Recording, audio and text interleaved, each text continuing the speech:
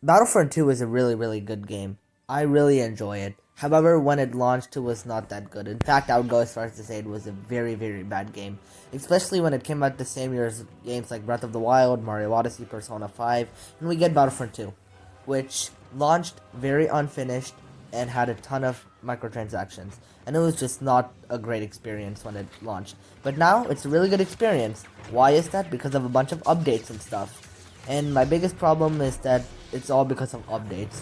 A game shouldn't be good later on, it should be good from the start. And that's what I want from Battlefront 3. Now, whether Battlefront 3 is going to exist or not, that I honestly don't know, to be honest. I think there will be a Battlefront 3 as they are done updating Battlefront 2, but we can never be sure. There hasn't been any confirmation or anything. So, yeah. So in this video, I'll just be explaining how you can make Battlefront 3 a good game at launch. So just how to make Battlefront 3 good at launch. That's all I'm going to be explaining in this video. And just how to make it a good game overall. I'm not going to be including like a wish. This is not going to be a wish list. This is just going to be how it can be a good game at launch and just a good game overall. So anyway, without further ado, let's just get on to the video.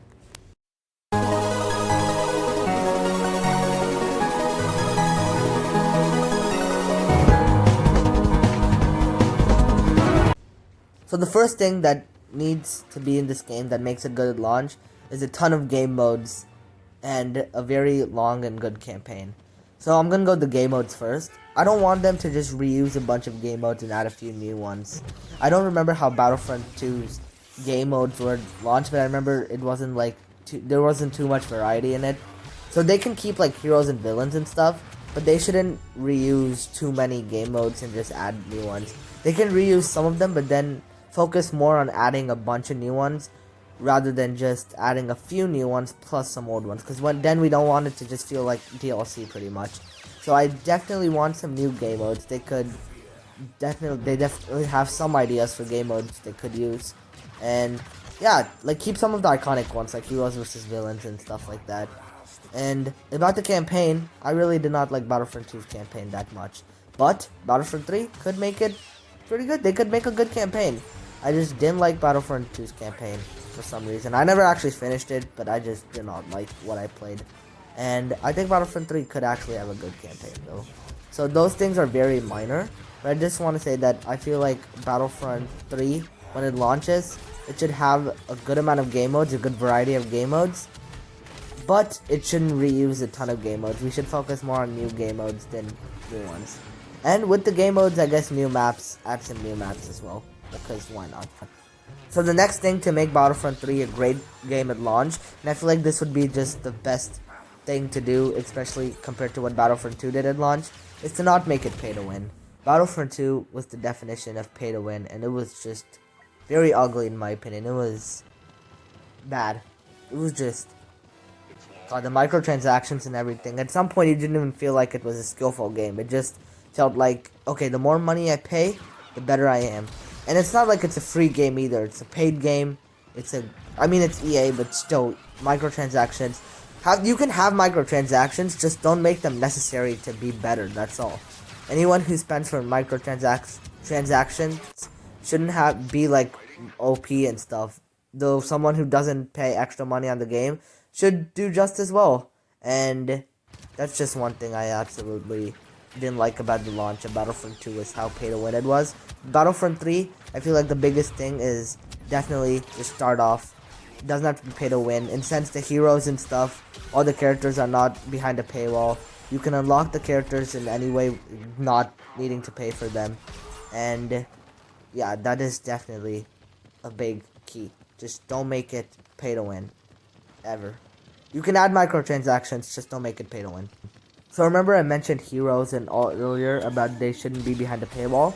Well, about them, change them up a bit. Add more heroes and all, like villains, than what was added at the launch of Battlefront 2. But don't just add the same villains and heroes from Battlefront 2 and add more to it. Don't do that. Maybe change things up a bit. Add more new ones and add less old ones at the same time. So it can be like, a lot of returning ones like Darth Vader, Darth Maul, Kylo Ren, Luke Skywalker, Han Solo. All of them can return, but then leave out some other ones. Like Captain Phasma.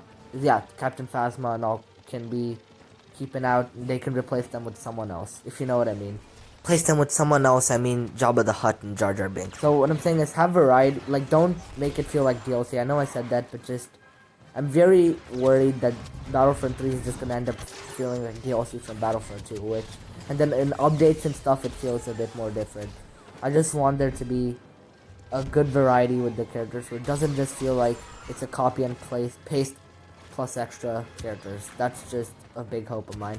I hope the roster is unique enough where you can go back to Battlefront 2 and appreciate the roster in that campaign. It's not like, oh, the Battlefront 3's roster is just like, I don't know.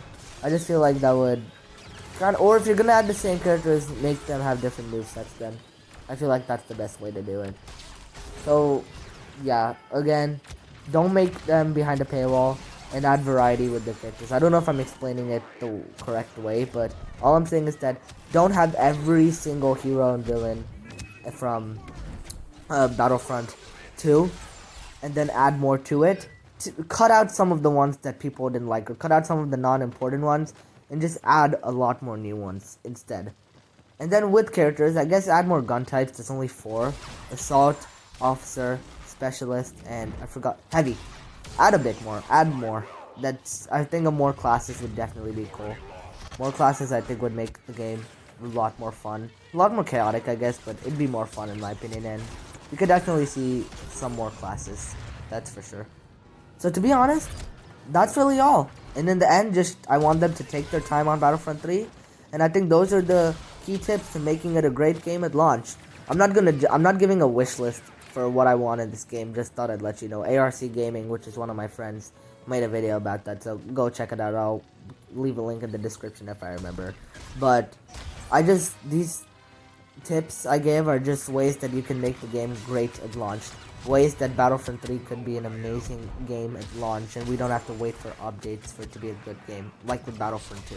Because Battlefront 2 is a great game. It's just, it started off bad and it's only now good. So anyway, yeah, those are all the things that could make it great at launch. I hope you guys enjoyed this video. I know it's not one of my usual videos, but yeah, I just felt like making a Battlefront video. And for those of y'all who watch my Nintendo videos and stuff, or sub for that, who watched this video, thanks a lot. I hope you enjoyed this video. Let me know what you think would make Battlefront 3 good at launch. So thanks for watching, and I'll see you guys next time.